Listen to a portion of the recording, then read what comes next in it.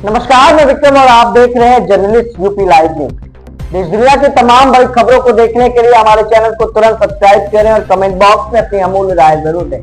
आइए आपको दिखाते हैं इस वक्त की सबसे बड़ी खबर। केंद्रीय शिक्षा मंत्री धर्मेंद्र प्रधान ने नीट परीक्षा मामले पर दिए सख्त कार्रवाई के निर्देश। केंद्रीय शिक्षा मंत्री धर्मेंद्र प्रधान ने कहा, इस बार की नीट परीक्षा में गलती से 6 सेंटर पर गलत सेट का प्रश्न आ गया। कुछ समय बाद उसको संज्ञान में लिया गया और सही पत्र दिया गया। उसमें समय की काफ़ी बर्बादी हुई। उसमें 1563 छात्र परीक्षा दे रहे थे। एनटीए ने उसको यहाँ अप्लाई किया। आज सुप्रीम कोर्ट ने आदेश दिया है कि उन 1563 बच्चों को दोबारा परीक्षा देने का मौका मिले। 23 जून को 1563 बच्चों को दोबारा नीट परीक्षा देने का विकल्प मिलेगा। नहीं तो जो पहले परीक्षा का नंबर हो उनको रखा जा सकता है। नीट को लेके एक फैसला आज सुप्रीम कोर्ट की स्तर से आई है। नीट में इस बार 24 लाख बच्चे परीक्षा दिए थे। कट ऑफ डेट में लगभग 13 लाख विद्यार्थी एग्जामिनेशन को क्वालिफाई किए। 4,500 तरीके सेंटर नीट एग्जामिनेशन के लिए देश भर में होती है। राजेश जी, आप थोड़ा क्वाइट रहिए।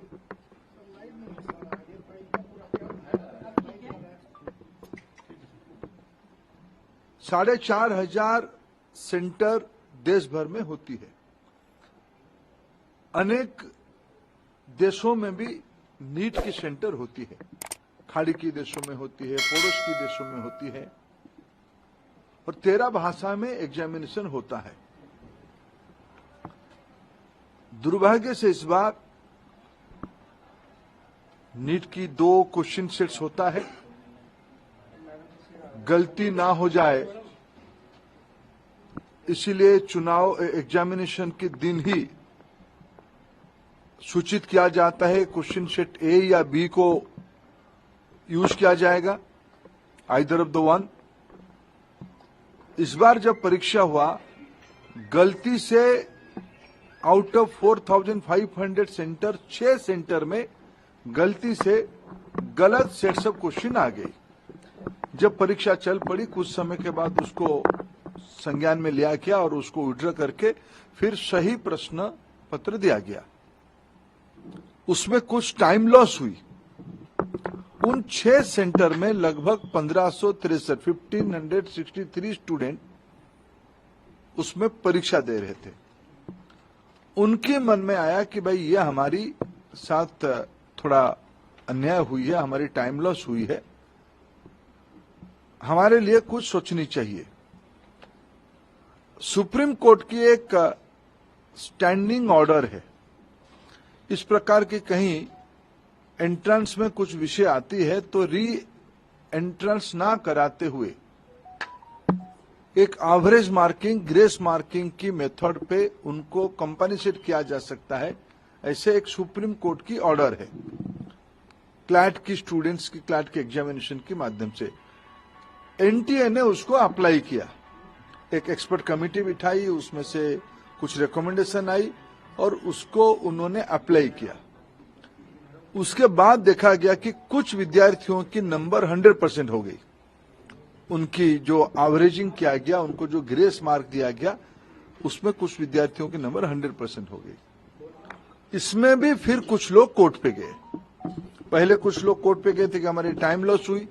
कोर्ट ने ऑर्डर दिया तो एनटीए को उसमें एक किस ग्रेस मार्किंग की प्रैक्टिस को अपनाना पड़ा, पद्धति को अपनाना पड़ा।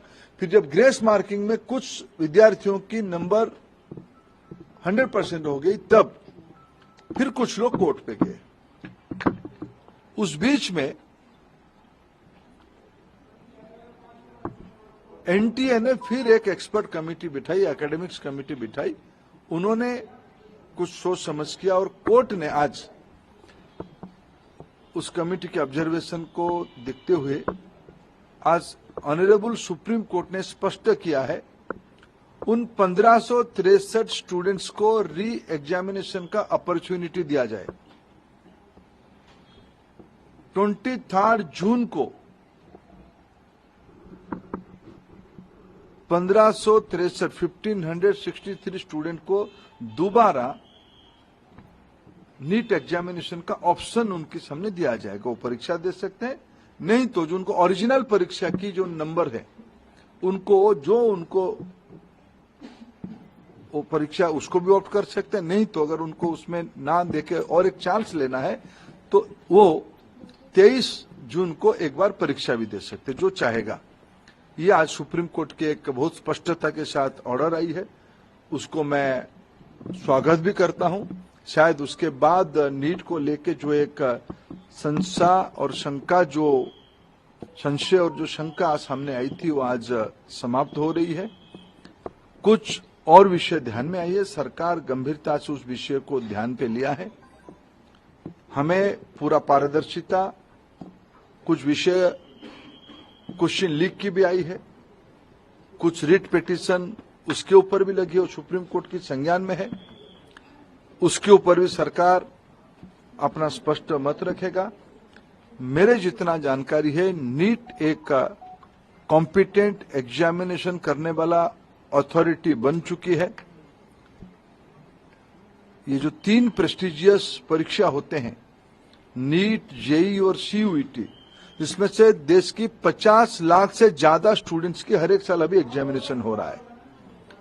विश्वसनीयता बढ़ी है, इसलिए आने वाले दिनों में सारे प्रकार की शंका संशय को दूर करने के लिए और पारदर्शिता लिया जाएगा और जो लोग उसमें कहीं ना कहीं एक आधा जगह पे कुछ गड़बड़ी करने का कोशिश कर भी रहे होंगे उनके ऊपर कार्रवाई भी लिया जाएगा।